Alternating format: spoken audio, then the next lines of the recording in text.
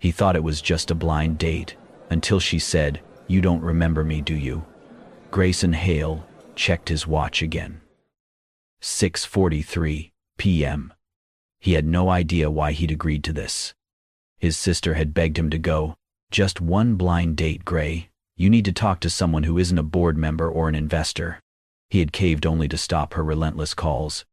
Now he sat at a small cafe on Main Street in the sleepy Vermont town he'd left years ago, a place that still smelled of rain-soaked pine and roasted coffee. It was too warm inside, the chatter too close. The cafe's wooden beams, mismatched chairs, and shelves of used books felt like an alien world compared to the sleek glass and steel offices he called home. He had promised himself he'd give this exactly 15 minutes, then he could leave with a polite smile and a clear conscience. When the door opened, he barely looked up. A gust of cold air slipped in, followed by a woman's quiet voice. "Grayson Hale?"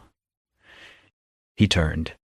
She stood by his table, a touch out of breath, blonde hair twisted loosely into a soft bun, a few curls falling against her cheek. Her dress was a simple floral pattern, not designer, but graceful. Her eyes were light blue, alert yet gentle. "I'm so sorry I'm late," she said. "The roads are terrible tonight." "It's all right," Grayson replied, rising automatically. He gestured toward the chair across from him. "Please." She smiled and sat, setting her small purse beside her. "Thank you for waiting. I almost thought you'd leave." "I considered it," he admitted dryly. Her laugh was low, genuine, and somehow disarmed him. They ordered black coffee for him, chamomile tea for her, and for a few minutes, the conversation skimmed the surface. Work, weather, how small the town still felt. She didn't mention his company, didn't ask about the magazine profiles or Forbes lists. It was oddly refreshing. Just as he began to relax, she leaned forward slightly, studying him. "You don't remember me, do you?" Grayson blinked. "I'm sorry?" A faint, knowing smile touched her lips. "You saved me once, Grayson, when I was just a hungry kid hiding behind the book stacks." The words hit him like a soft but sudden blow. His fingers stilled around the coffee cup. Saved her? A hungry kid? Book stacks? He searched her face, the curve of her smile, the glimmer of memory that refused to form. Nothing clear, just a flicker, a whisper of a moment buried somewhere deep. He started, but the words fell away. Across from him, the blonde woman only smiled a little wider, her blue eyes steady. Grayson didn't remember, but something in her tone, in the quiet certainty of it, pressed against a locked place in his mind, a place he wasn't sure he wanted to open. Grayson stared at her, unsure how to respond.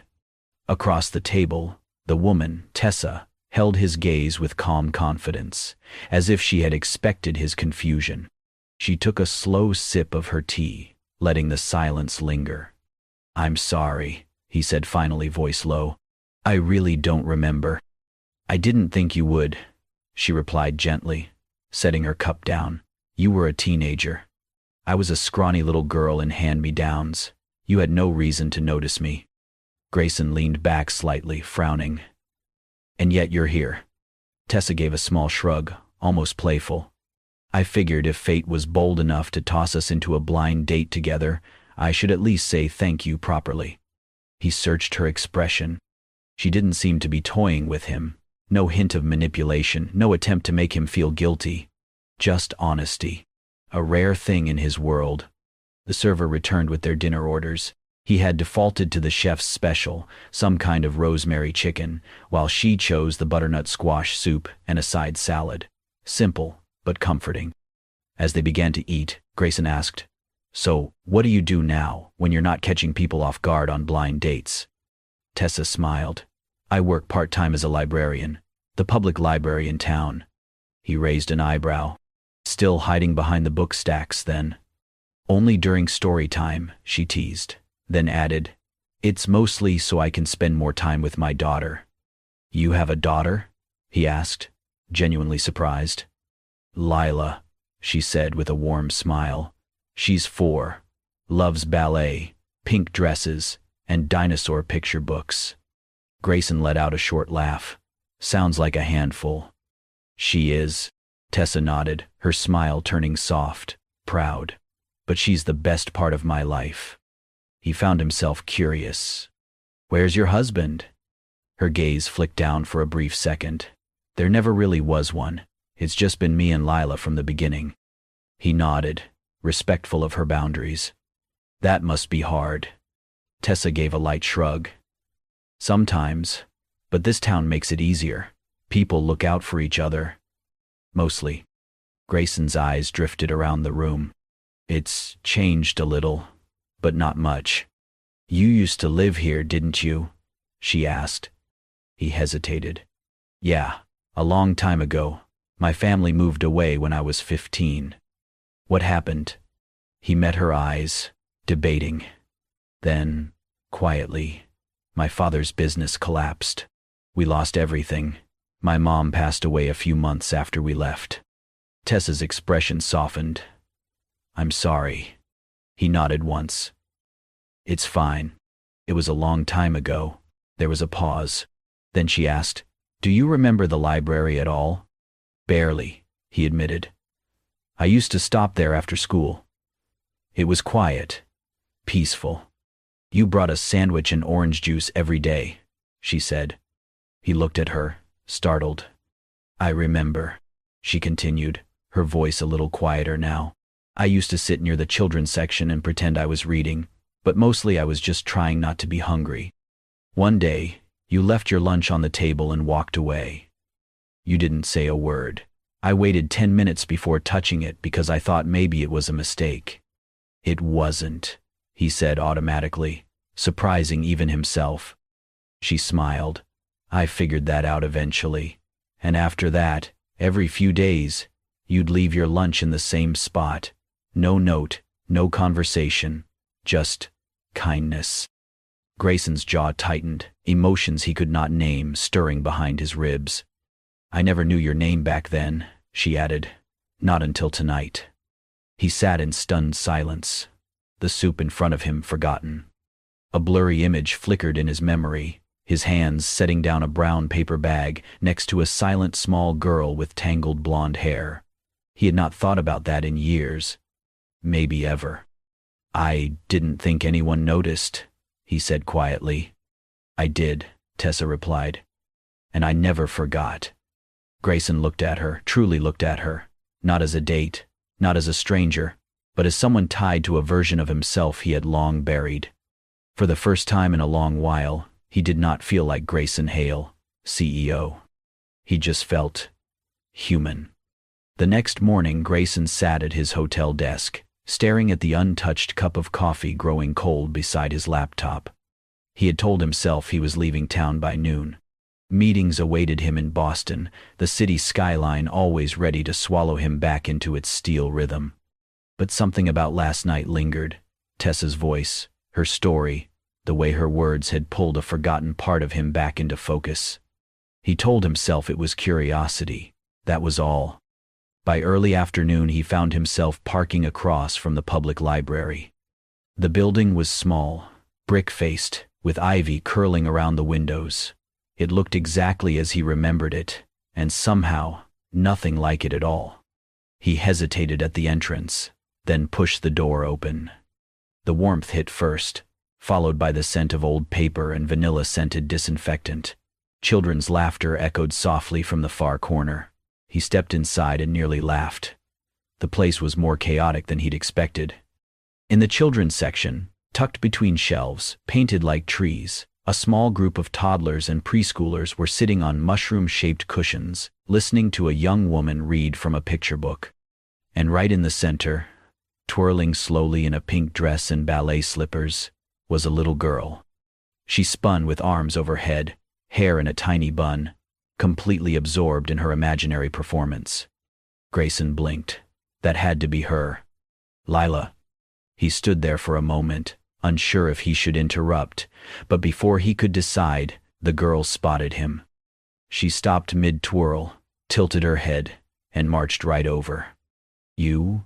She said matter-of-factly, pointing a tiny finger up at him. "Are you Mom's friend from the date?" Grayson's mouth opened, and nothing came out. Every head in the reading circle turned. Even the librarian glanced up from her book with raised eyebrows. Tessa appeared from behind a nearby shelf, clearly having overheard. "Lila," she hissed, trying not to laugh. "Let's not shout our personal business across the whole library." Grayson, thoroughly embarrassed, managed a sheepish smile. "I knew it," Lila said triumphantly, ignoring her mother's gentle scolding. "You're the man from the date. The one with the serious face." Grayson chuckled. "Serious face, huh?" Tessa approached, hands full of children's books. She looked amused. "I told her a little about you," she admitted, shooting Lila a look that was more playful than reprimanding. "Apparently, I may have described you as intense." "You said he looked like a statue with a tie," Lila announced proudly. Grayson burst out laughing. "Well, that's one I haven't heard before." Tessa shrugged with a smirk. "She's brutally honest. Gets it from her grandmother." Lila leaned in closer, studying his face with the unfiltered curiosity only a child could get away with. Then she whispered, not quietly at all, "Mr. Grayson, you're not scary at all, like Mom said." Grayson froze. Tessa's eyes widened. "Lila." But he raised a hand gently. "It's okay." Something in his chest cracked open just a little. That one sentence, spoken in a child's voice, completely sincere, cut through more layers than a dozen boardroom compliments ever had. "I promise, I'm not scary," he told her softly. "I just forget how to smile sometimes." Lila nodded, as if that made perfect sense. "You should practice. Smiling makes your eyebrows go up. It's better." He laughed again, his shoulders loosening more than he realized. Tessa gave him a long, warm look. "What brings you here, anyway?" He cleared his throat, only half lying. "I was in the area." "You came to a library in a town you haven't visited in over 10 years, just to be in the area?" He gave her a look. "Maybe I was curious."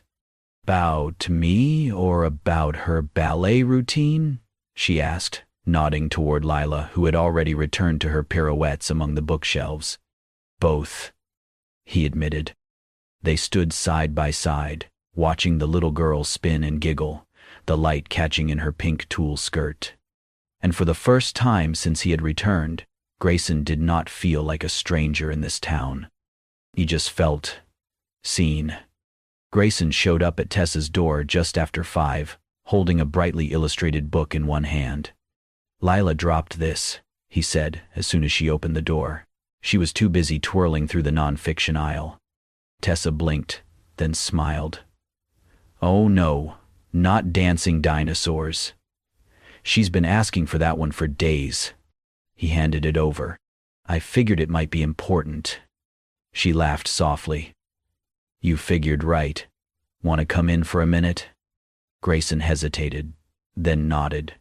The house was small and older, but tidy and warm. Faded wallpaper, framed drawings clearly made by little hands, the faint smell of cinnamon and crayons lingering in the air. It was the kind of home built slowly, with care, not money. He followed her into the living room as she set the book on the coffee table. Lila's tiny shoes were neatly lined up by the door, her pink ballet bag resting nearby. "Lila's with the neighbor," Tessa explained. "They're making cookies. I only agreed because she promised not to touch the oven." "Smart mom. I've learned to pick my battles." As Grayson glanced around, his eye caught something on the dining table. A stack of mail. A pale yellow envelope sat half open on top. He was not trying to snoop, but the bold letters across the top were hard to miss. Final notice. Foreclosure warning. Tessa noticed his pause. Her smile faltered. She crossed the room quickly, scooping up the papers and pressing them against her chest. "It's nothing," she said too quickly. Grayson turned to her. "Tessa, it's just a delay in payments. I'll work it out." Her tone was firm, almost defensive. I didn't ask you here to talk about my bills. I didn't think you did, he said gently, but I'd like to help. She shook her head. No, that's not why I invited you in. I know. I also know the library's barely getting by. I've seen it. He took a step closer. What if we worked on something together? I could fund a reading and education program through the library. Something permanent. We could hire more staff, expand the kids section, host events. Tessa's expression shut down before he could finish. Grayson, she said quietly, I don't want to be your charity. He blinked, stunned. That's not what this is. It might not feel that way to you, she replied, her voice calm but steady. But to me, that's exactly what it feels like. He ran a hand through his hair. Tessa, I'm offering to invest. This isn't about pity. Easy for you to say, she said, arms folding. You walk in, see a foreclosure notice, and suddenly you're ready to fix it all like it's just another business problem. But this isn't business. This is my life. I know that. Do you? She asked softly. Because I've spent years building this life, this home, for Lila, without help. And I don't want the first person who steps in to fix things just because he can afford to. Grayson felt the sting behind her words. Not anger, just disappointment, and a wall rising between them. I didn't mean to offend you. Tessa's expression softened slightly, but her eyes stayed guarded. I know, and I appreciate that you care. But this town has seen its share of rich men swoop in and save things. They always leave, and they usually take something with them. He looked down, the weight of unspoken history pressing between them. After a long silence, he said, I didn't come to take anything from you. I know, she whispered. But she did not say more, and he did not stay long after that. As he stepped out into the cool twilight, the book still fresh in his memory, so was the look in her eyes, pride, fear, and something else he could not name. He had offered help, not charity. But maybe, in her world, there was no difference. It was nearly midnight when Grayson's phone rang. He almost did not answer. He had just returned from a long investor dinner in Burlington and was about to shut down for the night. But when he saw the caller ID, M. Jameson, Tessa's neighbor's number, he picked up immediately. Mr. Hale? The woman's voice was strained. I didn't know who else to call. Lila's very sick. Tessa's trying to drive her to the hospital, but her car wouldn't start. She's panicking. And I'm on my way, Grayson said before she could finish. He did not change, just grabbed his keys and coat and was out the door in seconds. The drive from his lakeside hotel to the edge of town took nearly 2 hours, the roads slick with freezing rain. He kept one hand tight on the wheel and the other clenched around his phone, though no one was calling back. His mind spun with images, Lila curled up in her pink dress, Tessa's calm cracking, her worry deeper than pride could hide. When he finally pulled up to Tessa's darkened street, she was sitting on the porch steps in a sweatshirt and leggings, cradling Lila in her lap. The little girl was burning with fever, her face flushed, her arms limp around her mother's neck. Without a word, Grayson got out, opened the passenger door, and held out his arms. Tessa hesitated for a second, then she handed Lila over. She just started burning up, she whispered, voice breaking. I didn't know what else to do. We're going to take care of her, Grayson said quietly. He drove them to St. Vincent's Medical Center, the only hospital in the region equipped for pediatric emergencies. He gave no last name, no explanation of who he was, just handed over his credit card and asked for the best available care. Tessa stayed with the nurses while Lila was checked in. Grayson remained in the waiting room, pacing, buying snacks he did not eat, flipping through magazines he did not see. When Tessa returned, eyes red but steadier, he handed her a cup of water. She's stable, she said. They gave her fluids, said it was a strong flu. If the fever drops in a few hours, we can take her home. Grayson exhaled, slowly. Thank God. Tessa sat beside him, hands trembling slightly in her lap. I can't believe this is happening, she murmured. I couldn't even afford the intake fee. If you hadn't. You don't have to thank me, he interrupted softly. You're her mom. That's your job. Let this be mine. She said nothing. Later, after Lila was moved to a private recovery room, Tessa left briefly to talk to the billing nurse about discharge paperwork. Grayson stayed. The room was dim, lit only by a small reading lamp in the corner. Lila slept fitfully, cheeks pink, her little fists curled by her chin. Grayson sat beside her, a children's picture book open in his lap, one of the ones she had proudly recommended at the library. He read quietly, his voice steady, calm. Every so often, he dipped a cloth in cool water and wiped her forehead. When Tessa returned, she stopped in the doorway. Grayson was still reading, his voice low and warm. Lila had shifted in her sleep, head resting lightly against his arm, breathing evenly. He looked up when he noticed her. I hope it's okay, he said softly. She was asking for you. Then, she just drifted off. Tessa nodded, slowly stepping inside. I've never seen anyone do that for us, she whispered. Her voice cracked. Grayson looked at her, really looked, and something shifted between them. The air felt different now, not heavier, but more honest. You two shouldn't have to do everything alone, he said. Tessa walked over and sat beside him, silent for a moment. She reached out and gently brushed a curl from Lila's damp forehead. She's lucky you were here. I'm lucky she trusts me, he said. They sat together in the quiet hum of the room, no words left to fill the silence. Just the soft breathing of a child, and the quiet, unexpected peace of not feeling alone. They walked in silence beneath the canopy of early spring trees, the hospital now far behind them. Lila had been discharged an hour earlier, her fever finally broken. She was back home, asleep in her bed, curled around a stuffed dinosaur. Tessa had offered Grayson coffee as a thank you, but he had suggested a walk instead. Now, the two of them strolled slowly through the quiet residential streets of the town Grayson had not visited in years. It hasn't changed much, he murmured. Tessa glanced up at him. Is that a good thing or a bad thing? He gave a small smile. Used to be the worst thing in the world. They walked a few more steps before he spoke again, his voice lower. My mom died here. Tessa looked at him gently but said nothing.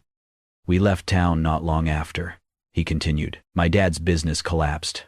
Bankruptcy, scandal. I was 15. Everyone I thought were friends disappeared overnight. We couldn't afford our house anymore, or much of anything, and then she got sick. Tessa stopped walking. Grayson slowed beside her.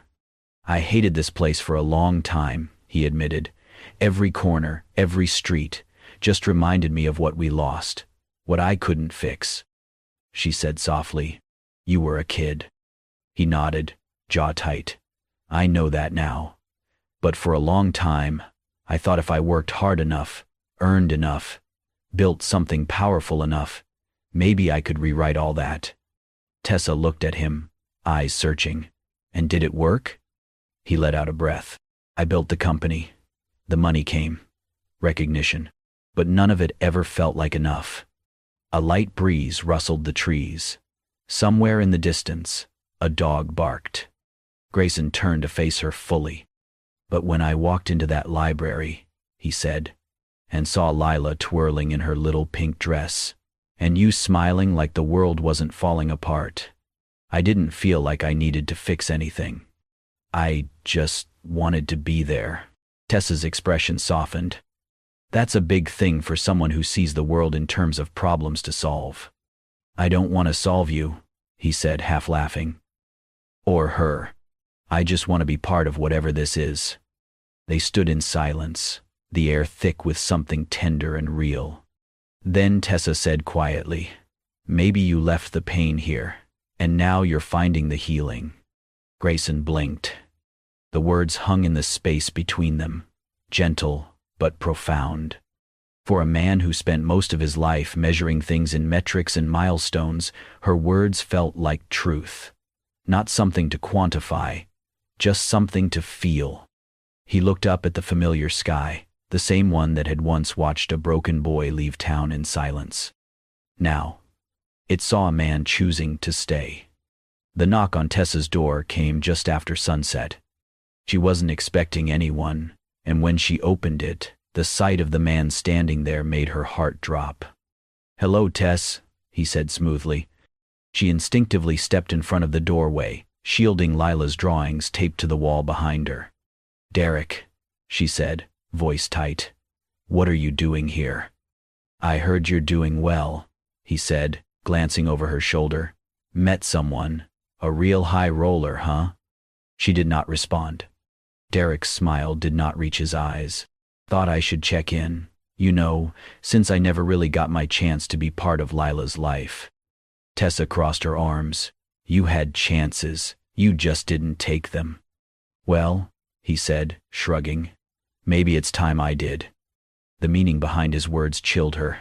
She slammed the door without another word. 2 days later, she was served with custody papers. The official notice shook her more than she wanted to admit. Derek had never cared before. He had never paid a cent in child support. But now, suddenly, he wanted to play the father card, because of Grayson. Because he saw what she had, or what he thought she was about to have. Tessa stared at the legal document, her hands trembling. Later that night, when Grayson came by with dinner and one of Lila's forgotten stuffed animals, she tried to hide it, but he saw the papers on the kitchen counter. He read the headline and looked at her. "Tessa," he said softly, "you don't have to do this alone." She shook her head. "I'm not letting you get involved. You're not letting me help. Because if I do," she said, her voice shaking, "and I lose, then it will feel like I lost everything." Grayson stepped closer. "This isn't about pride anymore." "It is to me," she snapped, then softened. "I know your world, Grayson. Lawyers, contracts, power plays. But that's not mine. I can't let you fight my battles." He did not argue. He just nodded. But when he left that night, he made one call. And his lawyers went to work. He told them only 2 things. Help her without ever mentioning his name, and make sure Lila never gets pulled into something ugly. The courtroom was small, quiet, filled with shadows and tension. Tessa sat with her hands clasped tightly in her lap, barely hearing her attorney speak. Derek sat across from her, clean-shaven, wearing a borrowed suit and smug expression. She hated how much power he still thought he had.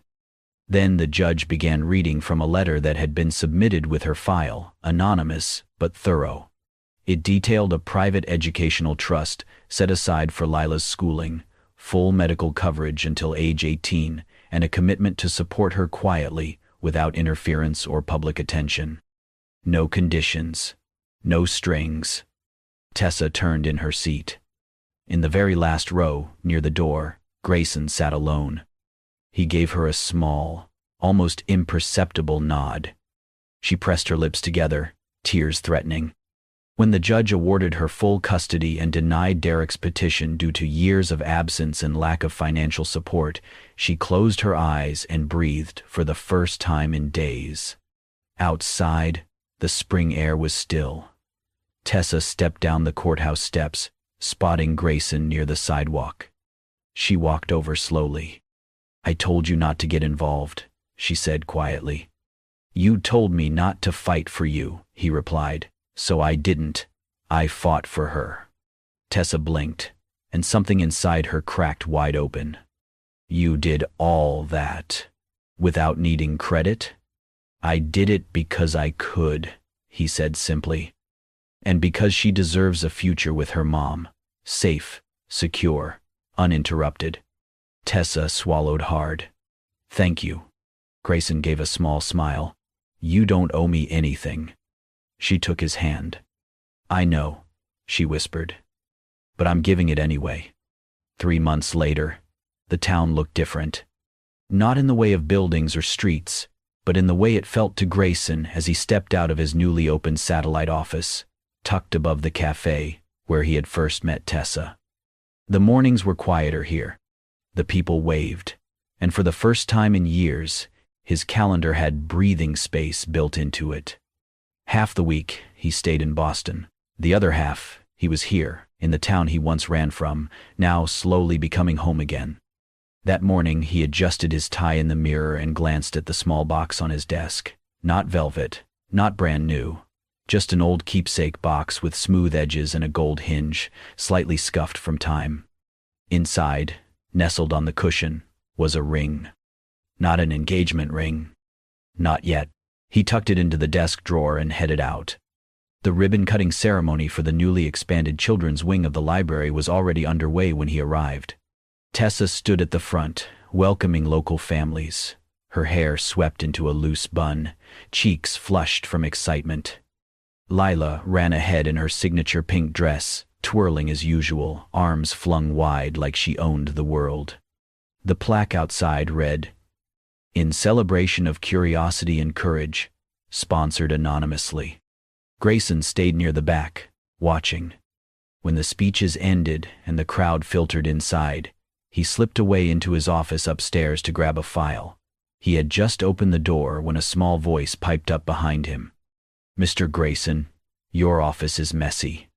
He turned to see Lila standing in the doorway, hands on her hips. He laughed. "I wasn't expecting company." She marched inside like she lived there, then paused at his desk. Her eyes lit up. "What's this?" she asked, reaching for the small box he'd left, just slightly ajar. Grayson moved to stop her but paused when she looked up at him with that innocent, unfiltered honesty. "Is this for Mom?" she asked, "because I think she likes you now. A lot." Grayson smiled, kneeling beside her. "It's not a ring for asking a big question," he said, "but maybe for making a promise." Lila considered that, then nodded. "That's okay. She still likes promises." Downstairs, music played softly, and the scent of fresh-baked cookies floated through the air. Grayson spotted Tessa near the doorway, talking to a reporter from the town paper. He walked over and gently touched her elbow. "Can I steal you for a second?" he asked. She turned, surprised but smiling. "Sure." They stepped outside to the back garden, where string lights hung between trees, and the laughter of children echoed faintly from inside. Grayson took a deep breath. "This town's changed," he said. Tessa raised an eyebrow. "You mean, you've changed?" "Maybe both." He pulled the small box from his pocket and held it out to her. She looked at it, then at him. "This ring," he said, opening it slowly, "isn't a proposal. Not yet.